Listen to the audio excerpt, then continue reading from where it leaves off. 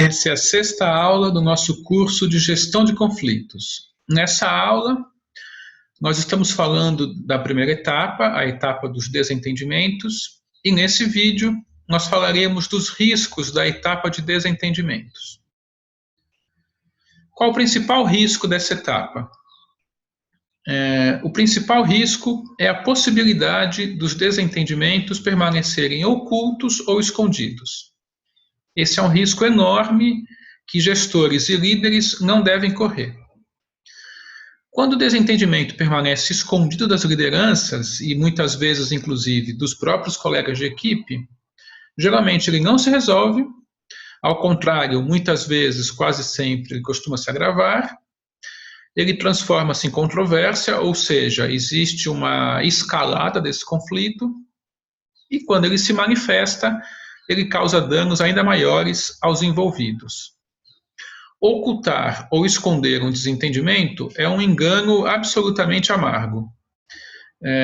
Via de regra, quando os envolvidos se encontram e precisam retomar um trabalho juntos, aqueles desentendimentos anteriores que estavam não solucionados, que estavam escondidos, geralmente se manifestam, retornam com força multiplicada. Ao contrário do que muita gente pensa, a distância física entre os envolvidos não resolve o desentendimento. Esse é um erro que muitos cometem, não cometa esse erro.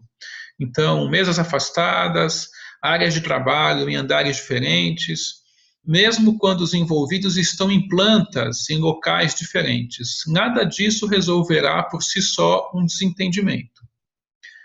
Então, se as partes envolvidas no desentendimento evitam o convívio, elas estão jogando para baixo do tapete, elas estão escondendo o que deveria ser trabalhado para ser solucionado, né? Se ninguém percebe o conflito, ao mesmo tempo ninguém pode ajudar, ninguém pode trabalhar para que ele seja solucionado.